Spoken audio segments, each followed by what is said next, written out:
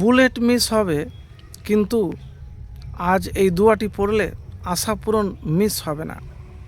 1 সেকেন্ডও লাগবে না যদি আপনার দোয়া কবুল হয়। প্রিয় ভাই, আশা পূরণের জন্য আপনাকে প্রথমে সৎ হতে হবে। মানে সৎ না হতে গেলে তো হবে না, এবং ভালো কাজ করতে হবে। দেখেন, আশা পূরণের দোয়া অনেক রয়েছে। আমি এতটুকুন বলবো ভাই, যে আশা পূরণের জন্য প্রথমে যে কাজ করবেন সেটি হলো দুরুদ শরীফ বেশি বেশি করে পাঠ করবেন। কি করবেন? দুরুদ শরীফ পাঠ করবেন। আর উঠতে বসতে হাসবুনাল্লাহু ওয়া নি'মাল ওয়াকিল, হাসবুনাল্লাহু ওয়া নি'মাল ওয়াকিল। ইসমে আজম পাঠ করে মুনাজাত করলে দোয়া কবুল হওয়ার সম্ভাবনা প্রবল। তো দোয়া করার আগে ইসমে আজম পড়বেন। আল্লাহুম্মা ইন্নী আসআলুকা বিআন্নী আশহাদু আন্নাকা আনতাল্লাহু লা ইলাহা ইল্লা আনতাল আহাদুস সামাদুল্লাযী লাম ইয়ালিদ ওয়া লাম ইউলাদ ওয়া লাম ইয়াকুল লাহু কুফুওয়ান আহাদ। কথা বুঝতে পেরেছেন? মানে আপনি এই ইসমে আজম পড়ে দোয়া করবেন।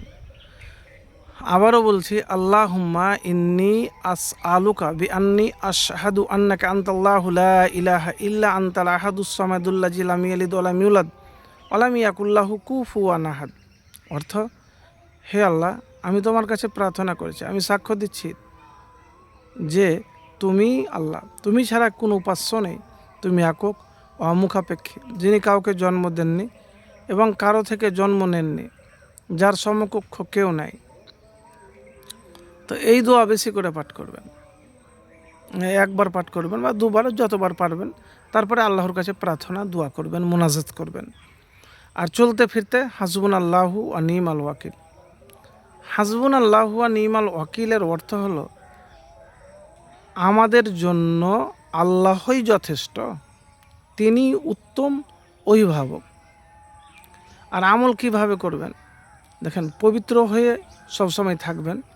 যখন মুনাজাত দোয়া করবেন তখন পবিত্র হয়ে উজু করুন। প্রথমে দুরূদ শরীফ পাঠ করুন, এরপর ইসমে আজম পাঠ করুন, ইস্তেগফার তওবা করুন। আপনার নেক আশা আল্লাহর কাছে বলুন। দৃঢ় বিশ্বাসের সাথে দোয়া করুন যে আল্লাহ আমার ডাক শুনছেন।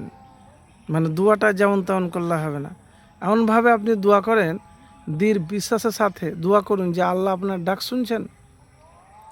বিশেষ সতর্কতা, দোয়া ও আমলগুলো অবশ্যই নেক বা বৈধ আশা পূরণের জন্য হতে হবে।